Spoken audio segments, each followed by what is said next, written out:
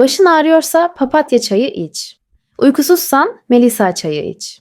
Stresliysen lavanta çayı iç. Grip oluyorsan zencefil çayı iç. Miden bozulduysa rezene çayı iç. Tansiyonun yüksekse hibiskus çayı iç. Enerjin düşükse mate çayı iç. Detoks istiyorsan yeşil çay iç. Kan şekerin oynuyorsa tarçın çayı iç. Karaciğerini temizlemek istiyorsan enginar çayı iç. Boğazın ağrıyorsa ada çayı iç. Gaz sorunun varsa nane çayı iç. Cildin solgunsa kuşburnu çayı iç. Adet sancın varsa ahududu yaprağı çayı iç. Bağışıklığını güçlendirmek istiyorsan ekinezya çayı iç. Sen hangisini denedin? Yorumlara yaz.